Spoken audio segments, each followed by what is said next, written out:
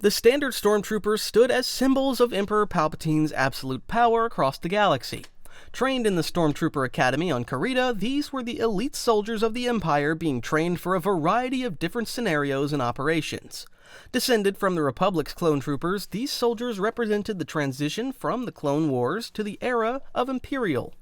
Unlike their clone predecessors, Stormtroopers were primarily recruited from ordinary citizens of the Empire.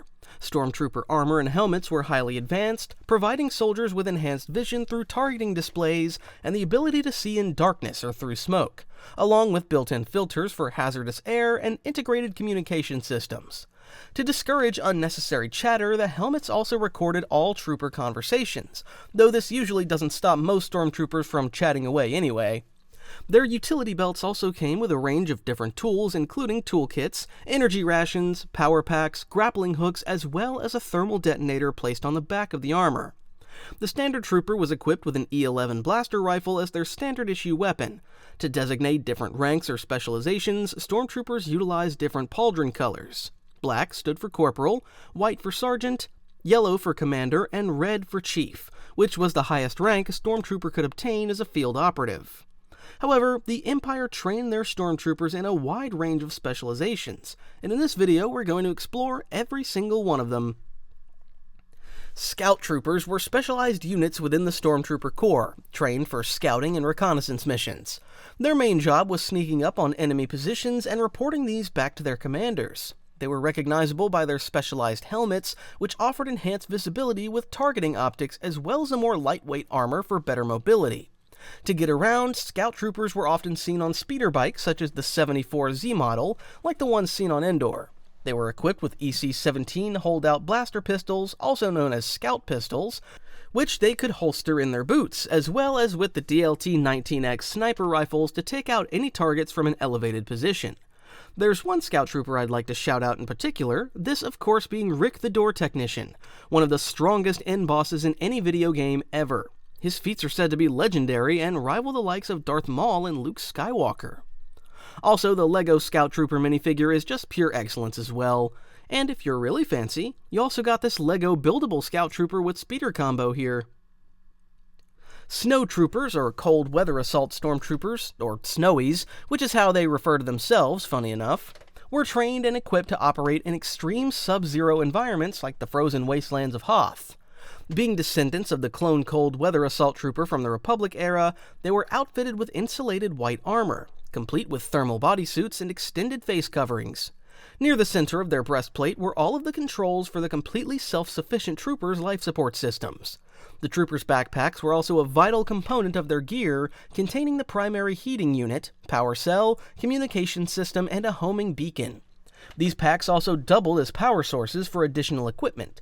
With their suits' internal power and provisions, Snowies could endure even the harshest frozen conditions for up to 2 weeks. Often armed with E-11 blaster rifles, Snow Troopers were a versatile force capable of engaging enemies in these icy terrains.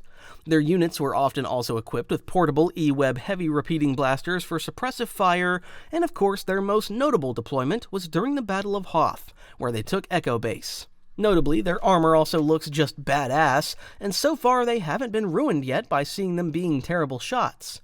Also, their LEGO minifigures are still top-notch up until today, especially the ones with a cloth camo version. You can even fill up the LEGO UCS AT-AT with 40 of these guys in the interior to flex on other people. Also, if you've watched until this point, please subscribe to the channel for more Star Wars videos just like this one, and a lot more. Shore Troopers, or Coastal Defense Troopers, were Imperial soldiers trained to secure and patrol tropical and coastal areas. Their tan and blue armor was designed for camouflage in sandy beaches and shallow waters, blending into environments like the beaches of Scarif. Shore Troopers' armor was lightweight, similar to the Scout Troopers, allowing for greater mobility in humid conditions while still offering protection. They were armed with E-22 double-barrel blaster rifles or standard E-11 blasters.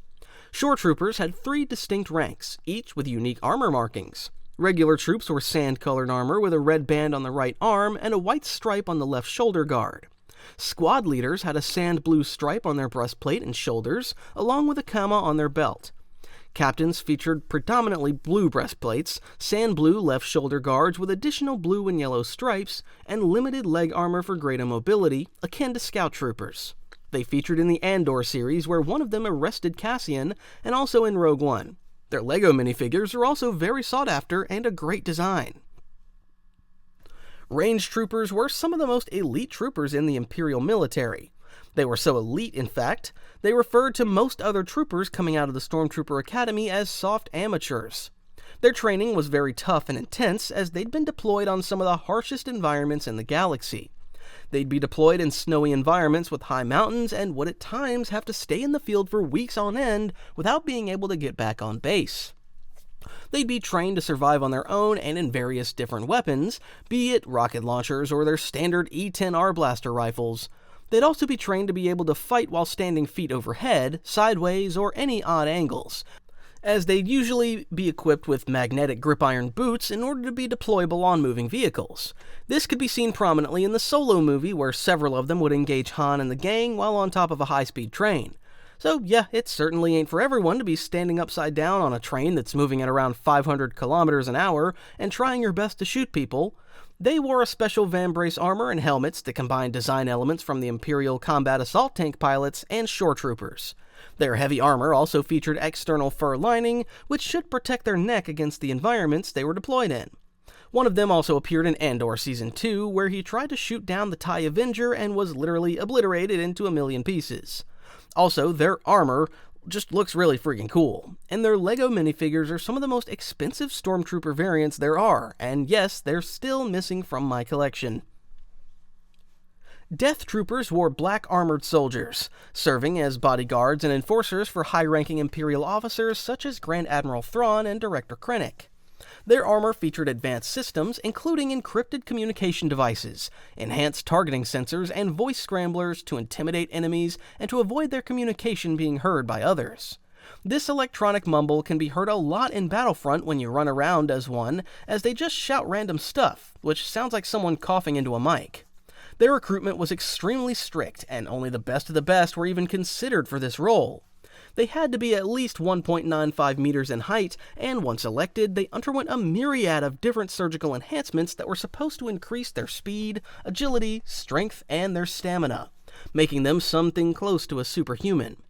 In the new Thrawn novel, Eli Vanto talks extensively about how much hardship the Death Troopers go through to become deployable in the field, as they'd be trained to fight in hand-to-hand combat and in several different harsh environments, be it in water, beaches, mountains, or deserts.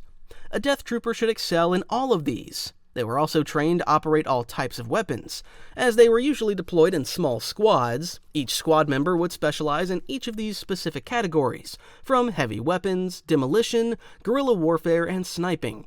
To excel in their respective roles, they were armed with several different weapons. Each of them usually carried a mix of SE-14R blaster pistols, E-11D blaster carbines, and DLT-19 heavy blasters. They also carried sonic imploders on their backs. With all these skill sets, they are certainly some of the best troopers the Empire had to offer. It's a shame that they mostly served more as bodyguards than anything else, as I'd imagine an army of these guys would be a very scary sight. Then again though, without cloning, you might eventually run out of guys in the galaxy that are 1.95 meters tall or more. Genuinely, they are my favorite Stormtrooper variant design to date, and I loved their design when I first saw them in Rogue One. Let me know yours in the comment below. I'm always curious to hear your thoughts, but it's hard to beat the Death Trooper. This picture was my desktop wallpaper for the longest time, and I still love it. Also, their LEGO minifigures are just top-notch, and genuinely can't be beaten for style points. Storm Commandos, also known as Imperial Commandos or Shadow Scouts, were the special forces of the Imperial military. The name Shadow Scouts comes from the fact that their armor looked like a black-colored Scout Trooper armor. Their armor, however, far surpassed the regular Scout Trooper armor and was one of the Empire's greatest creations. First off, it was enhanced by a layer of Reflect, an advanced polymer that bent light and sensor emissions away from the surface. This feature rendered Storm Commandos extremely difficult to detect, allowing them to evade nearly all scans. The armor further contained a generator capable of producing a sound-dampening field, which meant their footsteps made no sound, similar to the Shadow Troopers.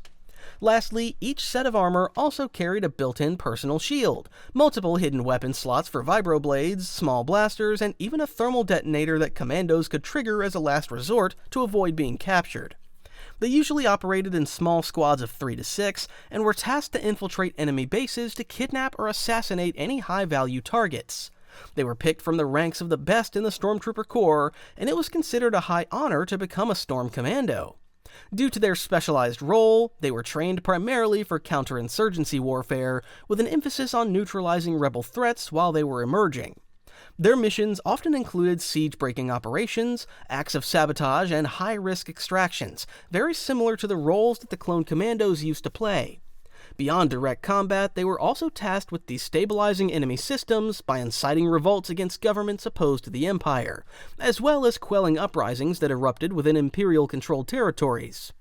In forms of combat training, every Storm Commando was trained to use a variety of different weapons, like pulse cannons that acted as snipers, a variety of different blasters, flamethrowers, and even rock launchers. Whatever weapons the Empire had, the Storm Commando knew how to use it. Some of them were trained as tech specialists and carried gear for that to hack and splice computer terminals. All commandos were trained to operate and pilot a wide array of the Empire's vehicles and fighters. The TIE Hunter, for example, was a TIE fighter that was specifically designed to be piloted only by Storm Commandos, and it was one of the only TIE variants that had deflector shields and a built-in hyperdrive. It, furthermore, had S-foils similar to the X-Wing and looked pretty cool. So yeah, what a resume. Patrol troopers were tasked with maintaining order and responding to threats in urban and industrial areas. Outfitted with lightweight, streamlined armor designed for speed and maneuverability, these troopers were often seen patrolling the streets on CPH speeder bikes. Their primary role was crowd control, enforcement of curfews, and pursuit of criminals or rebels within city environments. They were usually armed with EC-17 blaster pistols and also electro batons. They were most notably seen in Solo, a Star Wars story on Corellia, where they chased after Han and Kira on their CPH speeder bikes. In the Jedi Survivor series, Cal Kestis also runs into them on different occasions. There's also a Lego minifigure of these guys that was introduced alongside the Solo movie. The Night Troopers were introduced in the Ahsoka series as Grand Admiral Thrawn's enforcers from the Chimera. After the season finale of Star Wars Rebels, the Star Destroyer, along with its crew, was stranded on Peridea in another galaxy. The time on Peridea had its effects on the troopers, as their armor started to blister and show tear and wear from the harsh conditions on the planet, even having red bands and some sort of gold ally all around to hold the armor together. As was common for troopers under Thrawn, they had an almost fanatical loyalty toward the Grand Admiral. Over time, though, and it's not entirely clear how many of them this affected, the Stormtroopers decreased. With the help of Night Sister magic, though, they were resurrected and could perform any action like walking, marching, or talking in a perfectly normal fashion, all things considered. They even seem to have kept some individuality, with them being able to make independent decisions such as the ones that volunteered to stay back and defend the Chimera's escape. However, with one of the Death Troopers, we see that they had decaying bodies, which make them the first type of zombie Stormtrooper depicted in live action. However, they're definitely lamer than the Project Blackwing Stormtroopers from the EU continuity, if I may add that. The Night Troopers are rather durable, being able to take multiple lightsaber slashes and having limbs chopped off without it really affecting them, rather just reanimating and then attempting to go back for the kill again. There's also this Lego figure of them which looks pretty sick, as I really like the design, but the Family Guy Stormtrooper helmet that Lego's been using for the newer Stormtroopers just doesn't cut it for me. Hope they'll go back to the normal ones again someday. Staying in line with the zombie troopers, here are the Undead Troopers from the aforementioned Project Blackwing, which was a failed bioweapon experiment. These troopers didn't really serve the Empire, but rather became infected with the Blackwing virus and became mindless zombies, with the only urge to spread the virus. After undergoing an extremely painful death, the infected stormtroopers were transformed into mindless, animated corpses that displayed cannibalistic behavior. These undead troopers moved slower than normal humans, but were able to take far more damage, being able to shrug off blaster shots quite easily, and keep going. The virus gave the undead troopers the ability to communicate with one another telepathically, and to learn new behaviors. Operating collectively, the Undead troopers were capable of organizing themselves to carry out coordinated attacks. They even succeeded in hacking and reprogramming turret systems and security defenses in areas they had overtaken, meaning that some level of intelligence or knowledge of their previous lives seemed to have been retained within their memories. The Empire dubbed them the Army of the Death, and the virus managed to spread to Tatooine even. However, they were eventually destroyed after multiple combined efforts by the Empire and the Rebel Alliance to stop the virus from spreading across the galaxy. Heavy weapons Stormtroopers were trained to wield high-powered weaponry like DLT-19 Heavy Blasters, T-21 Light Repeating Blaster, or most notably, Z-6 Rotary Blaster Cannons. Identified by their reinforced armor and heavy-duty backpacks for power supply or additional ammo. They were also one of my favorite troopers to deploy in the mobile game, Star Wars Commander. It's literally Clash of Clans, but with Star Wars characters, so who wouldn't love that?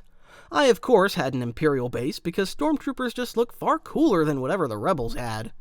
You had Black AT-AT, AT-ST, Dark Troopers, Darth Vader. Why would someone ever pick the Rebel side where you get rusted AT-RTs and AATs? Though having Hailfire droids and turbo tanks was kinda cool. But still, going Empire is a no-brainer there.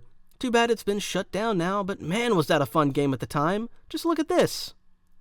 If you've ever played that, let me know in the comments down below.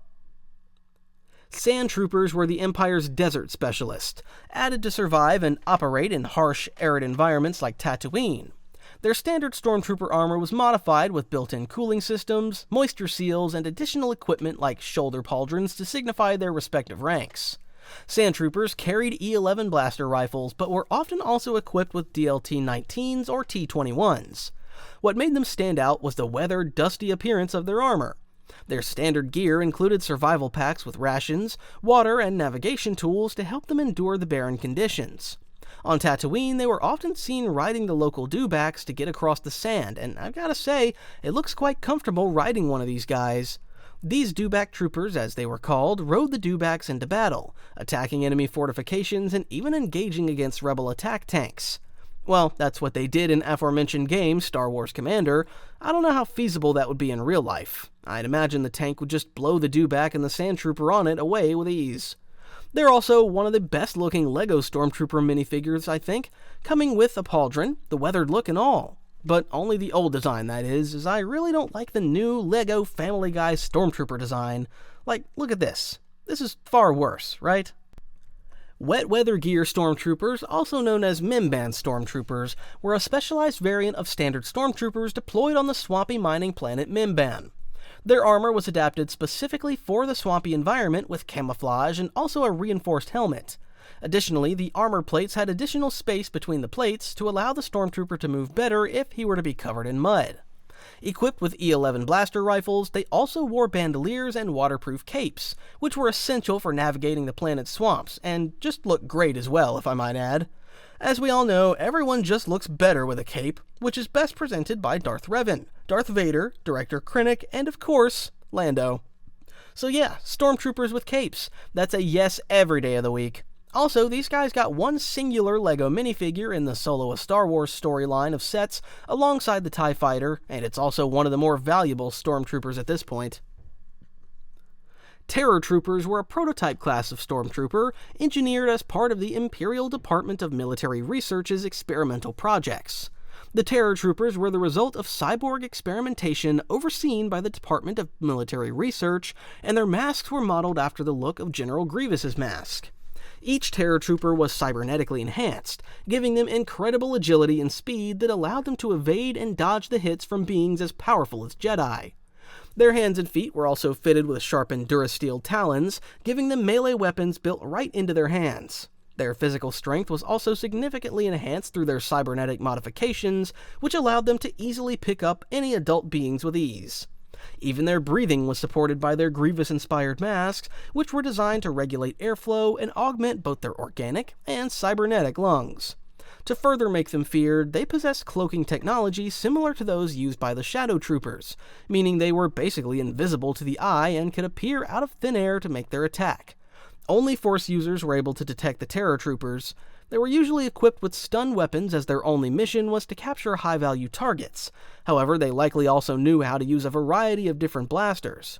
Terror Troopers were incredibly great at melee combat and usually went up against Jedi and Force-sensitive individuals, such as against Starkiller's clone. However, they didn't really stand a chance against his OP-ness, though. Shadow Troopers were a specialized variant of Stormtroopers equipped with high advanced stealth technology. Their black Stormtrooper armor was equipped with a portable cloaking device, rendering them almost invisible to the eye. Thus, they could appear out of thin air in front of unsuspecting troops and gun them down. Additionally, they utilized sound dampening tech and helmet systems that allowed them to operate silently and unseen, making them perfect for infiltration. Due to that, Shadow Troopers used to be deployed for missions such as sabotaging rebel bases or retrieving sensitive intelligence out of any of these bases. They operated in small squads and overwhelmed enemies mostly by having the element of surprise on their side, appearing out of thin air and blasting down any of their enemies. They were also trained to use a variety of blasters like E11, DLT-19 Heavy Blaster, and also grenades like flash grenades. If the mission deemed it necessary, they were also trained to use jetpacks. Due to their covert role, they were some of the best trained units in the entire Empire. Shortly after the Battle of Yavin, a squad of Shadow Troopers even managed to kidnap Luke Skywalker and Leia Organa. Yeah, black Stormtrooper armor. What else is there to say, other than just it simply looks friggin' sick? Also, there's several LEGO variants of this trooper, with one dark gray variant from 2015 looking particularly cool in my opinion. They did also have some of the more regular looking Shadow Troopers as minifigures though. Shadow Evo Troopers were equipped with a new prototype armor system. This armor was designed to absorb any energy discharges as well as having a personal cloaking device included, just like all other Shadow Trooper variants. Their armor thus could protect them from abilities such as Force Lightning. However, due to their armor still being a prototype, these troopers were rather uncommon to see. When they were deployed though, they'd usually carry out assassinations on alien worlds by killing off their leaders and such. Much like Shadow Troopers, they relied on their cloaking systems to launch surprise attacks, using their invisibility to get close enough. They were equipped with FA-3 flechette launchers, which could launch small metal particles at their enemies, similar to how a shotgun would work. They also appeared in the Force Unleashed games and went up against Starkiller multiple times, but despite being immune to his Force Lightning, they were no match for the Sith Apprentice. These Shadow Troopers introduced in the Empire Reborn were soldiers created by infusing ordinary Stormtroopers with Force abilities. They were developed by the Dark Jedi Desan for the Imperial remnant of Lord Hethrear's Empire Reborn movement after the fall of Palpatine's Empire at the Battle of Endor. This feat of infusing these regular grunts with the Force was only possible in the Force nexus known as the Valley of the Jedi on Ruusan. These Shadow Troopers carried red Sith lightsabers, and their armor featured an Artusian crystal set into the chest plate, which amplified their power while in Valley of the Jedi. Their shadow armor provided cloaking abilities, however, when the wearer moved, a faint bluish outline could be detected. The armor was built using cortosis though, a rare material that could withstand lightsaber strikes and even disable these if they got in contact with the material. The artificially heightened Force energy they were given allowed them to perform basic applications of Force Grip and Force Lightning, though they were not highly skilled with these powers. Because of this, they relied mainly on combat with their lightsabers. Most of the Shadow Troopers were later sent to Yavin 4 with Desan to participate in the attack on Luke Skywalker's Jedi Praxium. With Kyle Katarn's assistance, every Shadow Trooper involved was either killed or captured, and Desan himself was defeated in the battle. Purge Troopers was actually a term given to elite Imperial Stormtrooper variants specifically trained and equipped to hunt Jedi and other Force-sensitive individuals. They acted as the primary troop enforcers of the Inquisitorium and were deployed in the aftermath of Order 66 to help eliminate the remaining Jedi across the galaxy. Purge Troopers were armed and trained to use an array of weapons tailored for anti-Jedi combat, such as the Magna Guard's electrostaffs and shock batons. They were trained to engage Jedi in melee combat and were quite successful at it. Furthermore, they were trained to resist Jedi mind tricks and could also use a variety of different blaster types. Purge Troopers were initially composed of clones from the Republic, thus sporting a black clone paratrooper armor with red markings and red visors. Over time, though, they were replaced by conscripted recruits and also had armor that looked more in line with the Stormtrooper armor. They most notably appeared heavily in the Jedi Fallen Order game series, and they certainly have a spot as a sick-looking enforcer of the Empire. There's actually a second type of Purge Troopers. Most people are familiar with the ones that serve the Inquisitors, however these guys here looked a lot more like the Dark Troopers than anything else. The Purge Troopers were droids and stood at 3 meters height. They were built to combat Force users specifically. Their design actually harbors back to the Clone Wars, where the Techno-Union had designed them to combat the Jedi Generals. However, their designs were stolen by a clone commando unit, and they killed the Techno-Union scientist responsible for their design. The Empire later repurposed the design as part of the Dark Trooper program, and thus the Purge Trooper was born. To combat Force sensitives, they were equipped with a superheated energy blade that was attached to their left wrist and a red energy shield to block attacks on their other wrist. It had an armor made of duranium, which was the material used for General Grievous's armor, and was further enhanced with cortosis fiber to make it more durable against lightsaber strikes. This meant their armor could in fact survive multiple strikes to let the Purge Trooper keep on fighting. They also had magnetic boots, so they could magnetize themselves to the floor to resist any Force attacks like Force Push or Force Pull. And to top it all off, they had a rocket launcher on their shoulder. Their only known weakness was really towards Force Lightning, as their armor couldn't do anything against it. That's also how Starkiller eventually destroyed several of them when he infiltrated the Jedi Temple. This is the third Purge Trooper on this list, however this one is only seen in the Anahuac sector. Its armor looked similar to that of the Phase 2 Dark Trooper, but they were just an experimental unit under the command of a certain Commander Bragg. What was rather unique about them is that their recruits mainly stemmed from the gangs that had fought in street wars before. This Purge Trooper wore heavy armor that looks resistant to blaster fire, and also came with a specialized reinforced helmet. They were equipped with different heavy weapons, ranging from miniguns to flamethrowers or rocket launchers. SCAR Troopers, which stands for Special Commando Advanced Recon Troopers, were special soldiers in the Stormtrooper Corps who operated specifically as small, highly trained squads. The most well-known SCAR Trooper squad was Task Force 99, which consisted of 7 very specialized individuals who all had their own area of expertise and were specifically trained to excel in their respective fields. Their members had a tech specialist, a sniper, a brute big guy for heavy artillery, a scout, a demolitions expert, a pilot, and finally a sergeant to lead the task force.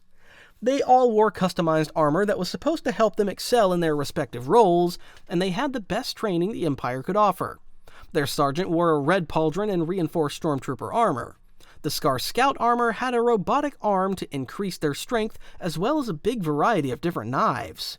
The sniper was trained to operate a variety of different sniper blasters and could hit targets from a distance. He also wore this cool hood, which makes him look truly badass. The heavy artillery expert was usually a physically extremely big and strong trooper, and equipped with reinforced body armor for him to ram into enemies and also excel in hand-to-hand combat. The pilot had a jetpack, a remote control for their shuttle, and could fly any ship that they potentially capture, as well as any Imperial fighter or shuttle. The tech could hack into any systems and also was trained to use a jetpack. The demolitions expert could then use a wide array of heavy weapons like flamethrowers, rocket launchers, and such. As a team, the SCAR Troopers were some of the best trooper squads and could excel at any mission they were sent on. Their members were all handpicked by Darth Vader himself, as becoming a SCAR Trooper was deemed one of the highest honors among Stormtroopers and the ultimate promotion. The leader of Task Force 99 was Sergeant Creel, who picked up a lightsaber from a Hutt's lair and went on to use it occasionally in their missions. This made him one of the few Stormtroopers to ever wield a lightsaber, and he even seemed proficient in it. The Cuis clones were a group of 6 prototype clone Stormtroopers created from the genetic material of Cuis, a dark Jedi who once served as one of Emperor Palpatine's personal assassins. In the months after Emperor Palpatine established the New Order in 19 BBY, Vader approved an experiment to clone a Force-sensitive subject. Instead of using Kaminoan cloning methods, he had the project handled by the Clone Master of Arcanian Microtechnologies, a group known for Sparty cloning cylinders which also appeared in the Thrawn trilogy.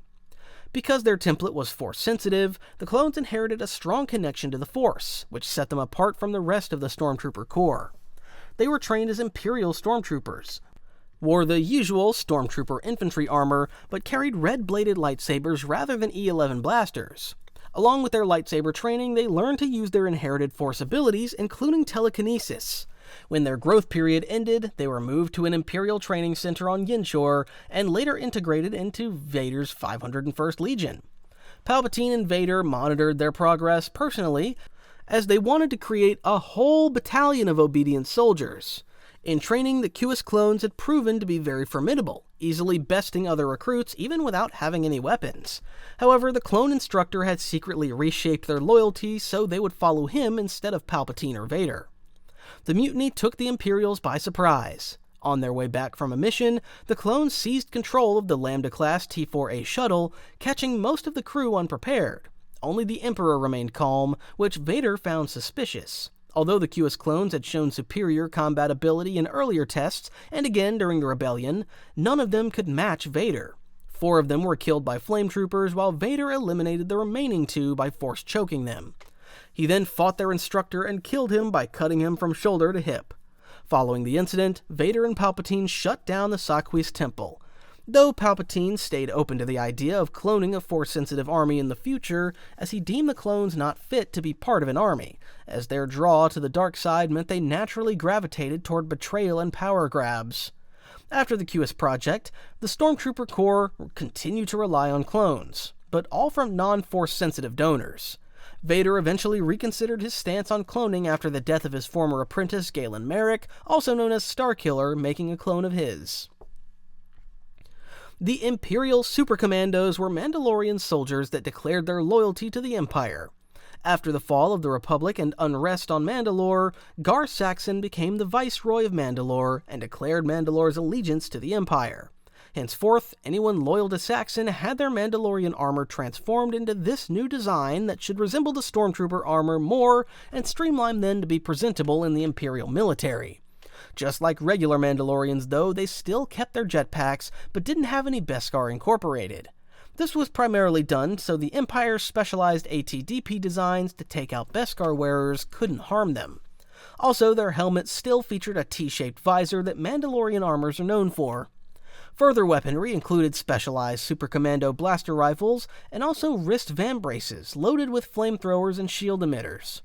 As enforcers of the Empire, their primary purpose was hunting down any rebel fighters and keeping the other clans in line. However, after Gar Saxon's death, Mandalore broke out into a civil war, and the Mandalorian Super Commandos fell under the command of Saxon's brother. They kept fighting against the other clans for the Empire, likely up until the Night of 1,000 Tears, where Moff Gideon laid waste to the entire planet, making it inhabitable. The Imperial Armored Commandos were introduced in Season 3 of The Mandalorian as an elite force under Moff Gideon. They were similar to the Imperial Mandalorian Super Commandos, but probably were stronger in most ways. After having finally reached the end of his plan and taken control of Mandalore, Moff Gideon managed to equip his Stormtroopers with Beskar armor. This meant that their armor was far more durable than standard Stormtrooper plastoid armor. Their white armor still somewhat resembled classic Stormtrooper armor, but also had design choices that were similar to the Mandalorians, such as the T-visor. They carried jetpacks and wrist vambraces just like the Mandalorians.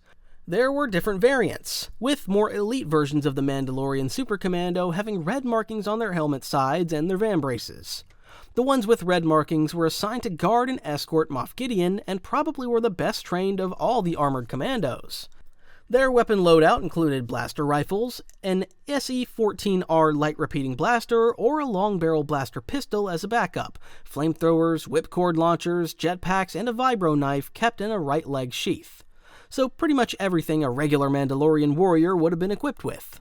Those responsible for guarding shield barriers also carried riot shields and electro-riot batons.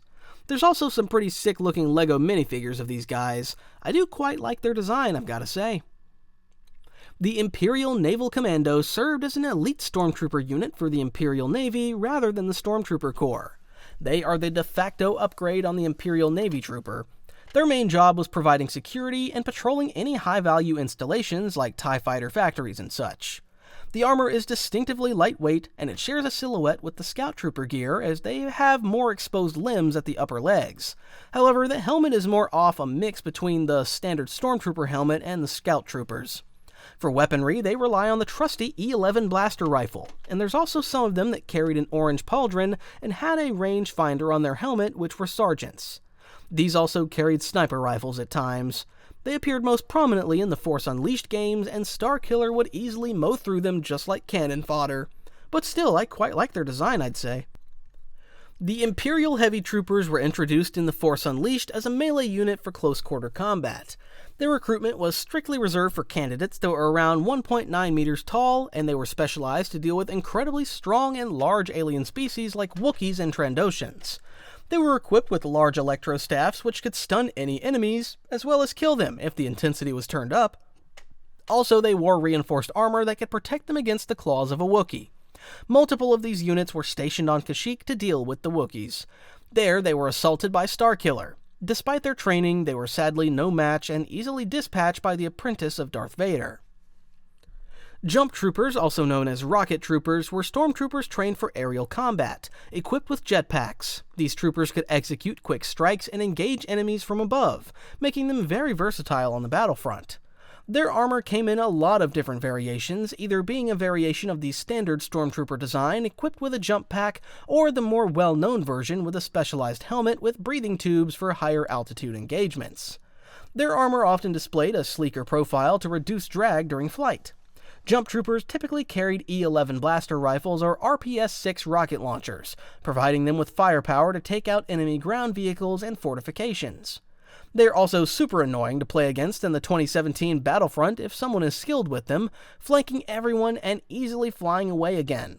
So annoying, but yeah, super effective. Space Troopers were stormtroopers equipped for combat in the vacuum of space. Outfitted with reinforced pressurized armor and jetpacks for zero-gravity maneuverability, these troopers could help in boarding actions against enemy ships or defend against any incoming ships. Their armor included oxygen supplies, thermal regulation systems, and magnetic boots for gripping onto surfaces in zero-gravity environment. For weaponry, though, they usually only had regular E-11 blaster rifles, or at times, some blaster rifles like a DLT-19. They can be seen briefly on the outside of the Death Star, even. The Zero-G Assault Stormtroopers, or more commonly referred to as Space Troopers, were yet another elite subdivision of the Stormtrooper Corps. They were trained and equipped to board and capture enemy starships intact. For these missions, Space Troopers were outfitted with massive 2-meter-tall Zero-G armored exoskeleton-like suit that could directly connect with the standard Stormtrooper armor worn underneath. This armor was built to withstand the vacuum of space and was equipped with thrusters, allowing a Space Trooper to maneuver and engage in combat outside a ship for long durations. The armor, however, wasn't just simply a fancy jetpack. In fact, each Space Trooper was so heavily armed that he could be considered as a small one-person light tank. Their arsenal included a pair of shoulder-mounted grenade launchers capable of firing concussion, gas, or stun grenades. Their right gauntlet housed a blaster cannon, while the left contained a compact proton torpedo launcher. Both gauntlets also featured built-in laser cutters designed to slice open the hulls of enemy ships to allow them to board the ships. The armor was also resistant to light blaster fire, hence the name Light Tank. The Zero-G Assault Troopers were in fact so strong that just a single one of them had the mobility and firepower to breach and commandeer a rebel blockade runner all on their own.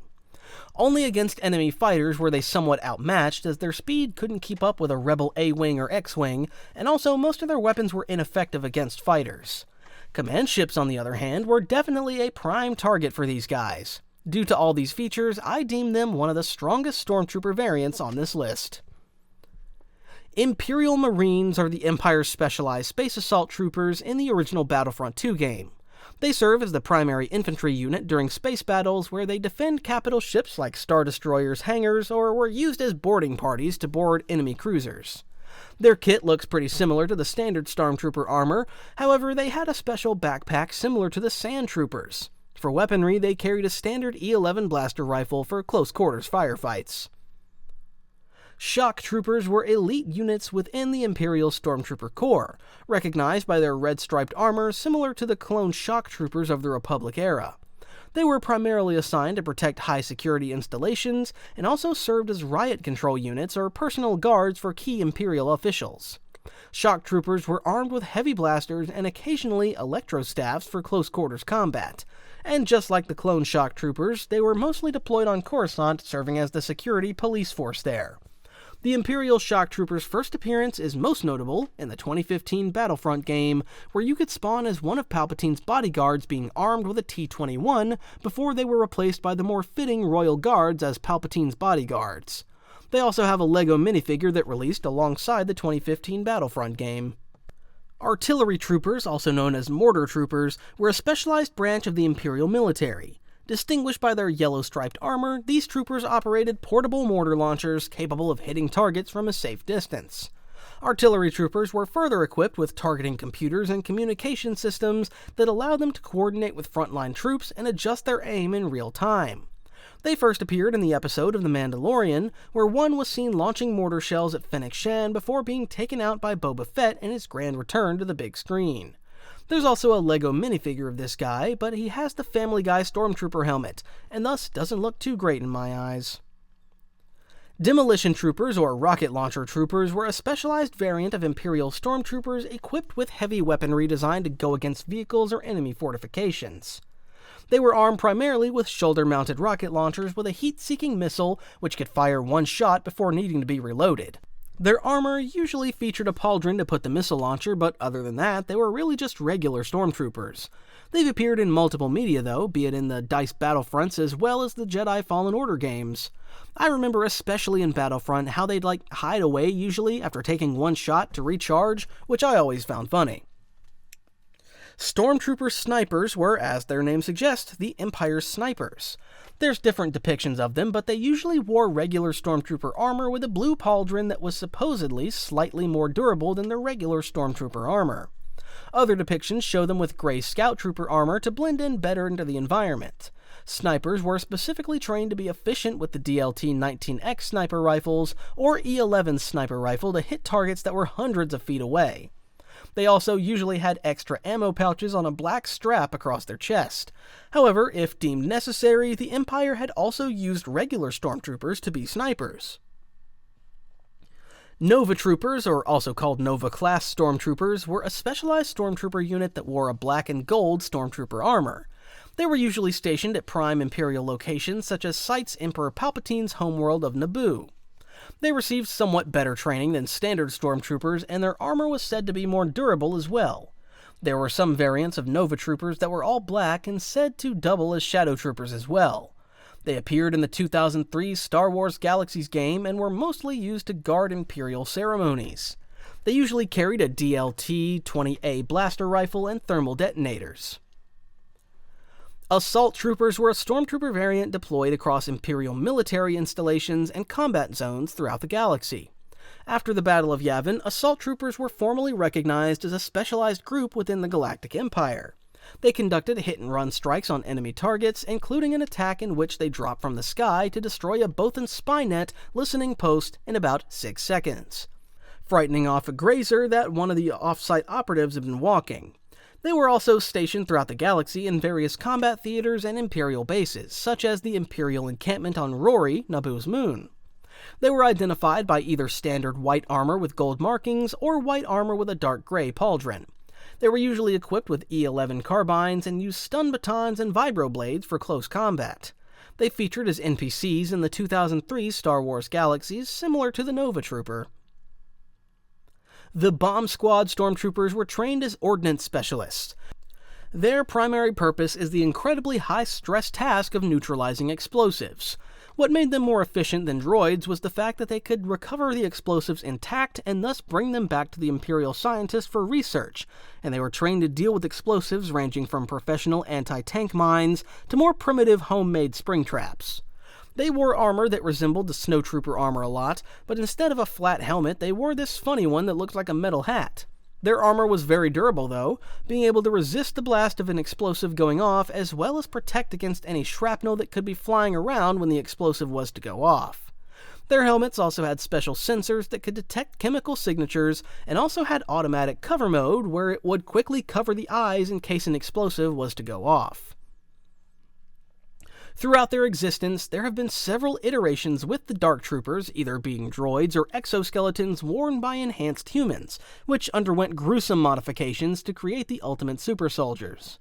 The Empire created the Dark Trooper program, which was split into 4 phases, each building on the previous one. Phase 0 Dark Troopers were the earliest versions. They were composed of old clones from the Republic. Their limbs were removed and replaced by cybernetics, and around 70% of their body was made up of cybernetic enhancements. This made them incredibly powerful cyborgs equipped with jetpacks to fly around, arc casters, blasters, and an array of different weapons. However, the Phase 0 Dark Troopers were eventually discontinued and replaced by the next phase. Phase 1 Dark Troopers were the first step in the official Dark Trooper program. It was in fact not even a cyborg, but just a skeletal droid made of the lightsaber-resistant material Frick. The Dark Trooper was equipped with a vibrosword attached to its right arm, a blast shield on its left, and a small jump pack for short bursts of speed to enhance melee strikes. However, it wasn't really widely deployed. Phase 2 Dark Troopers were a far more advanced unit, outfitted with enhanced Frick armor plating, a jump pack, and an assault cannon capable of firing 400 plasma shells and 20 missiles without reloading. Additionally, it carried the Arc Caster, a weapon that unleashed powerful bolts of electricity. The Phase 2 Dark Trooper was usually an enhanced human wearing an exoskeleton. Coming in at 2.82 meters in height, this version also became the most commonly deployed combat unit and was already one of the strongest trooper variants the Empire could deploy in terms of raw strength. Just one Phase 2 Dark Trooper could take on a unit of 20 rebel soldiers with ease. Finally, the most powerful were the Phase 3 Dark Trooper. It was significantly stronger than the Phase 2, as it had an armor that was almost impenetrable for blaster fire. It was the ultimate cyborg design, having the creative thinking, adaptability, and similar of a human, but was encased in a droid's armor made completely of Frick. This meant the Phase 3 Dark Trooper was resistant to most blasters and even lightsabers to a degree. They were also equipped with twin racks of missile launchers concealed beneath their shoulders, as well as a wide array of different explosives from concussion grenades to thermal detonators, making them the equivalent of a small tank. However, only 3 prototypes of the aforementioned Phase 3 Dark Troopers were created, and it was never fully deployed before the fall of the Empire. There were also the Phase 3 Dark Troopers seen in The Mandalorian, which, unlike the other Phase 3 Dark Troopers, seemed to be droids instead of cyborgs. Unlike the other Dark Troopers, they had built-in rocket boosters that allowed them to fly in space, and their armor was probably also made of Frick, as it was resistant to any blaster fire. Also, they are the only Dark Trooper to ever make it to LEGO, and of course they're fabulous as well as all the other troopers on this list. Next in line of the Star Wars Galaxy's game trooper is the Triumphant-class Dark Trooper. Instead of being black as the other Dark Troopers, they were clad in white armor. This is likely due to their purpose being an escort for more ceremonious purposes, thus white looked more presentable. 2 of them had escorted Vader during Empire Day to present various Imperials with awards. It's unknown, though, if they were droids or cyborgs. As a counterbalance to the Triumphant-class Dark Troopers, the Star Wars Galaxy's game also had the Black Hole Dark Troopers. The name Black Hole is a reference to the Imperial Shadow Troopers, who were also referred to as Black Hole Stormtroopers due to their specialization with Director Black Hole, the Director of Imperial Intelligence. Other than that, not much is known about these Dark Trooper variants. As a third unit came the Exogen-class Dark Trooper from Star Wars Galaxies. 2 of them were deployed to Tatooine to arrest some pirates. Also, these were droids instead of cyborgs, but that's all we know. Just like the Nova Trooper, there were also the Dark Nova Troopers, who were Dark Troopers battle droids in the same color pattern as the Nova Troopers. The Dark Nova Troopers were deployed specifically for boarding operations against enemy ships. Unlike their regular Dark Troopers, the Dark Nova Troopers stayed in operation throughout the entire Galactic Civil War. They were armed with a modified DLT-20A and also appeared in the Star Wars Galaxies game. The Glory-class Dark Trooper also appeared in Star Wars Galaxies and was primarily used as a city guard. It could use a variety of different weapons, but that's all we really know about them. Inquisitorium Dark Troopers served as the Imperial Inquisition of the EU, who, just like the Inquisitorius we know from canon, was an organization made up of dark side adepts whose purpose was to hunt down Jedi and other Force-sensitive individuals. This Dark Trooper model was based on the Phase 3 Dark Trooper design. To combat the Jedi, they employed specific tactics, including one known as Attack Pattern Ignimus. In some operations, Inquisitorium Dark Troopers worked alongside Inquisitorium Hunters. After the Battle of Yavin, a unit of Inquisitorium Dark Troopers and Inquisitorium Hunters was sent to Mustafar during the Galactic Civil War. Their mission was to locate and eliminate the Dark Jedi Zos. Before they could reach him in the Southern Jedi ruins, however, Zos was killed by a spacer, preventing the Inquisition forces from completing their objective directly. Evo Troopers, which was short for Environmental Troopers, were stormtroopers assigned to missions set in dangerous environments. They wore heavy, reinforced armor fitted with breathing tubes and received specialized training, allowing them to survive extreme conditions such as intense heat, acidic terrain, and even lightning strikes. Evo Troopers were deployed wherever the battlefield environment was especially hostile. Units were stationed on planets such as Kashyyyk, Felucia, and Raxus Prime, as well as on the incomplete first Death Star. What was a fun fact about them was that their ranks were made up largely of stormtroopers who showed strong hatred toward alien species, a trait that made them more aggressive when dealing with alien populations on their respective worlds. Evo Troopers carried FA-3 Fletchette launchers as their standard weapons and were eventually phased out in favor of the more advanced Hazard Stormtroopers. Hazard Stormtroopers were an absolute menace. They were equipped with some of the most durable and specialized armor ever developed by the Empire. Their suits provided complete protection from extreme temperatures, immunity to corrosive acids, and resilience against all forms of small arms fire. Each suit was also designed as a fully functional environmental system capable of sustaining its wearer in space or underwater for as long as 3 days. The integrated life support reservoir contained a breathable air supply enriched with beneficial microbes to support the trooper's health during extended deployments. In addition, the armor could even withstand direct contact with a lightsaber to a limited degree. The Hazard Troopers were cyborgs, a fusion of man and machine. The recruits underwent extensive cybernetic modifications, having their natural limbs removed and replaced with mechanical prosthetics. These augmentations were necessary to operate the massive armor. The Hazard Troopers were usually armed with heavy repeater blasters or concussion rifles. Their almost impenetrable armor had one big downside, though, as the wearer was somewhat slow. Field Stormtroopers were senior Stormtroopers with greater field experience and more advanced training than regular Stormtroopers. Field Stormtroopers represented the highest rank a Stormtrooper could attain. They were an elite extension of the Stormtrooper Corps, equipped and trained specifically for demanding field operations.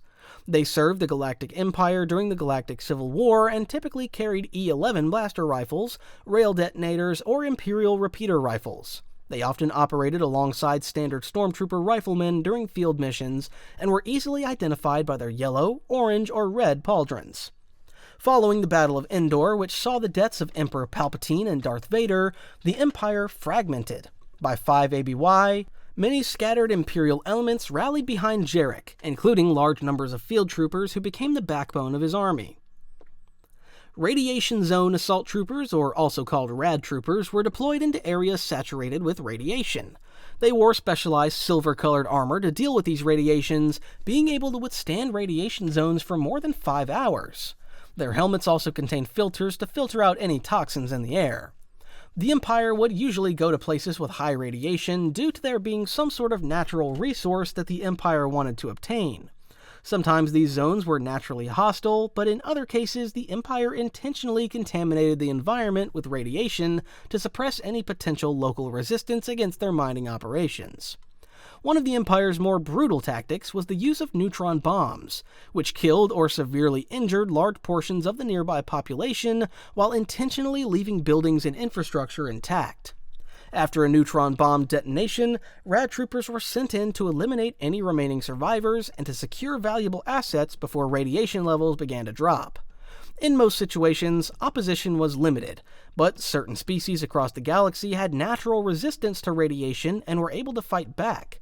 However, usually they were no match for the better equipped and trained Rad Troopers. Stormtrooper droids were droids constructed to resemble Imperial Stormtroopers. IG-88B arranged for 100 of them to be manufactured on Mechas 3 during his plan to take over the galaxy with a droid army. They were first deployed to attack and destroy an Imperial shuttle that was transporting a computer core intended for the Death Star 2. Afterward, the droids escorted a decoy core that actually contained IG-88A's consciousness to the Death Star. Once they arrived, Mothra Jared, unaware of what they really were, assigned them to construction work. Each droid carried a built-in self-destruct system meant to activate if anyone discovered their true nature. One of the units was in fact damaged in a crane incident, and the detonation triggered the failsafe and the explosion killed the entire work crew. Sadly though, IG-88's plan to take control of the Death Star never came to fruition, as it was destroyed by the rebellion. Despite this though, it's one of the cooler stories from the EU. Special Forces troopers, most famously represented by Inferno Squad, were the elite of the Imperial military, tasked with high-risk, high-impact missions. They usually conducted sabotage, infiltration, and assassination missions in any environment, being highly trained for any scenario. Inferno Squad itself was a small, hand-picked unit led by Commander Iden Versio, known for their versatility and exceptional skill. Their black armor incorporated stealth capabilities and built-in survival systems. Though their appearance didn't differ much from the TIE pilot's outfit, Special Forces troopers were armed with a range of weapons, from SE-44C blaster pistols, DLT-19X sniper rifles, to TL-50 heavy repeater blasters, which they mastered. Most notably, you can see them during the 2017 Battlefront 2 campaign and follow their story through it. They also appeared in the Inferno Squad book, where they infiltrate a rebel group known as the Dreamers. However, after the fall of the Empire, their squad sadly falls apart due to different viewpoints. They also got their own LEGO minifigures in 2019 as part of a battle pack, which I was pretty happy about at that time, as I do feel some connection to them from the Inferno Squad book. Stormtrooper cadets were regular people recruited by the Galactic Empire to receive training aimed at preparing them to become Stormtroopers or to take on various service-related roles within the Imperial military. Recruitment contained humans from all over the galaxy, with aliens being strictly forbidden to join the program. These recruits range from adults to children as young as 13 years old. In training, the recruits were taught pro-Imperial propaganda and were indoctrinated to become loyal toward the Empire. Cadets were issued uniforms in white and gray, with a special cadet helmet. In one-year junior academies, such as the Academy for Young Imperials on the Outer Rim planet Lothal, which we see in Star Wars Rebels, we see students were required to complete tasks like navigating a programmable obstacle course called the Well, which was rather similar to the Clone Trooper training on Kamino. As the Empire was born from the Old Republic, many former Republic military academies and training facilities were placed under the control of the new Imperial Academy system. After completing training, they'd be moved to the different branches within the Empire depending on their skill levels. Cadets who showed promise in the Force were brought to the Inquisitorius for training to potentially become an Inquisitor. Elite Squad Troopers were an experimental division within the Imperial military, designed to integrate conscripted soldiers into the ranks alongside remnants of clone forces. As the Empire under Grand Moff Tarkin wanted to phase out the clone troopers of the Republic due to their high costs, the elite squad troopers should show that the Empire's army would also work with regular conscripts. Another advantage Tarkin saw in these troops was that their willingness to join the Empire would ensure higher loyalty, as it was internally motivated, unlike the programming that was given to clone troopers and deemed unreliable. They were introduced in the Bad Batch as part of Crosshair's squad. Elite squad troopers wore black Phase 2 clone armor with green visors, which shows their more elite status. However, they didn't seem to be superior in any ways in their training, really, and got killed pretty fast by Crosshair in the finale of Season 1. There was one of them that did walk around with a flamethrower though, which I found kinda cool, and I'd love to get a LEGO version of these guys. TK Stormtroopers, or TK Troopers, were the first generation of non-clone Stormtroopers of the Galactic Empire, recruited from across the galaxy as part of the transition away from reliance on clones. Their training was overseen by elite clone commandos at a secret Imperial facility on the planet Daro, which was established following the success of the elite squad troopers during the Battle of Onderon. This program, hidden from the Imperial Senate, housed the first 1,000 recruits, marking the initial wave of natural conscripts that weren't part of the Republic's cloning program, and they marked the transition away from the Republic's clone army. They wore prototype armor with helmets based on the cancelled Phase 3 clone trooper design, and were armed with DC-15A blaster carbines. Sea Troopers, also known as Aquatic Assault Troopers, were a specialized branch of the Empire's forces trained for underwater operations and aquatic combat. Their armor was sealed and pressurized to withstand the depths of oceans and equipped with rebreather systems to help them breathe. They further had a scuba backpack, propulsion jets, and fins to maneuver effectively underwater. There's different versions of them, some of them wearing a special Stormtrooper armor with breathing tubes, and others showing Scout Trooper armor with breathing tubes. Usually they were armed with spear-like blaster rifles and waterproof thermal detonators. Sea Troopers were deployed on various oceanic worlds such as Mon Cala and served as a police force on these worlds to ensure Imperial presence. They were often also using vehicles such as the TIE boat and the more obscure AT-AT swimmers for their duties on these planets. Riot control troopers were specialized units whose main job it was to suppress uprisings, maintain order, and break up large crowds in urban and industrial settings. They were armed with riot shields and electro-batons to achieve that, as they shouldn't kill the local population, but rather intimidate them. However, if turned up to full power, a baton could easily kill someone as well. The Shield Troopers, or Riot Scout Troopers, were introduced in the Jedi Survivor series. They wore Scout Trooper armor and wielded an Electro-Riot baton as well as a Riot shield for crowd control. In Jedi Survivor, though, they'd go up against the Jedi, and thus their baton wouldn't be the most useful there. Storm Rifles were also introduced in the Star Wars Galaxies game. Similar to Storm Snipers, they were equipped with sniper rifles to hit targets at a long range. They wore regular Stormtrooper armor with a yellow pauldron. And that's all I've got to say about these guys. Lava Troopers were black-armored Stormtroopers stationed at Darth Vader's fortress on Mustafar. Their heat-shielded armor allowed them to operate the planet's extreme conditions. They were armed with E-11 blaster rifles. They guarded and defended the fortress from potential attacks alongside Magma Troopers and Crimson Troopers. Magma Troopers wore specialized Stormtrooper armor designed for high-temperature environments, featuring a respirator connected to a backpack to protect against volcanic ash and gases. They were armed with weapons such as the E-11 medium blaster rifle, T-21 light repeating blaster, and DLT-19 heavy blaster rifle. They can be seen in the 2015 Battlefront when you play on Sullust. Crimson Stormtroopers were elite Imperial troops specially trained to operate in volcanic environments. Unlike Lava Troopers and Magma Troopers, they were distinguished by their striking crimson-red armor. They were most likely Disney's inspiration for the later Sith Trooper of the First Order, but else little is really known about them, except for their deployment on Mustafar on Vader's fortress. Flame Troopers were specialized units within the Imperial ranks, trained to wield flamethrowers for devastating close-quarters combat. Outfitted with reinforced armor capable of withstanding heat, these troopers were equipped with flamethrower packs that carried an ample supply of flammable gel to unleash streams of fire. Flame Troopers were invaluable in missions requiring the destruction of structures or elimination of hazardous flora and fauna. Incinerator Troopers were an even more specialized subset of Flame Troopers, distinguished by their red-striped armor. Unlike the Flame Trooper, whose focus was more on flora and fauna, the Incinerator Trooper's focus was on live combat. Incinerator Troopers excelled in urban warfare, clearing buildings, trenches, and tight spaces with enemies in them. Their armor included enhanced thermal shielding, ensuring they could operate in the intense heat of their own flames. So basically like an executioner from hell, burning people alive. Truly sadistic, the people that signed up for this job. Stormtrooper Grenadiers were specialized Imperial troopers armed with grenade launchers capable of firing Class A thermal detonators. They were distinguished by a red pauldron, a black bandolier across their chest, and a red symbol on their right shoulder plate. Some were armed with plasma grenades and alloy shields that would protect them from the blast. They were said to be part of the assault on Hoth and even accompanied Vader to Bespin. Cave Troopers wore Scout Trooper armor and were trained to operate in low-light environments like caves, mines, and other underground environments. For that, they were equipped with lights on their helmets as well as specialized vision gear that helped them see in the dark. Funnily enough, they were also given huge vibroblades as part of their weaponry alongside a trusty E-11 blaster.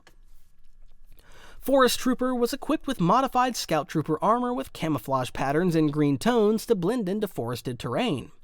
Their gear also included environmental adaptations such as enhanced filtration systems for protection against forest-specific hazards like spores or toxins.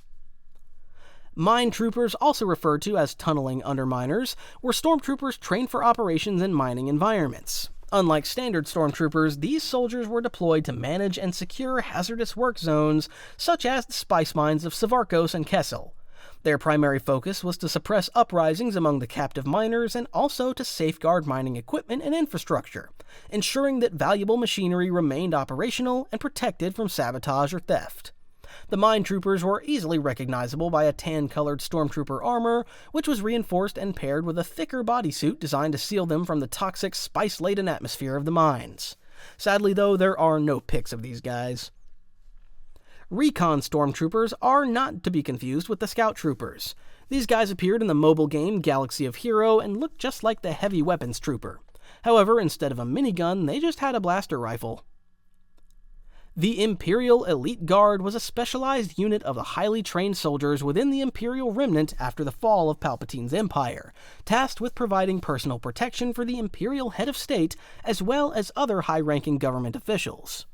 As the Galactic Alliance tightened its control over the galaxy, Imperial Head of State Gilad Pellaeon worked to establish stability and order within the Remnant to ensure that the Empire could endure well beyond his own lifetime.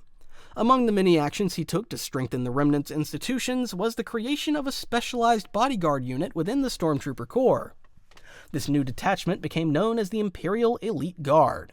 To visually distinguish them from other Stormtroopers in the revived Stormtrooper Corps, members of the Imperial Elite Guard wore armor marked with gray stripes on their shoulder pads.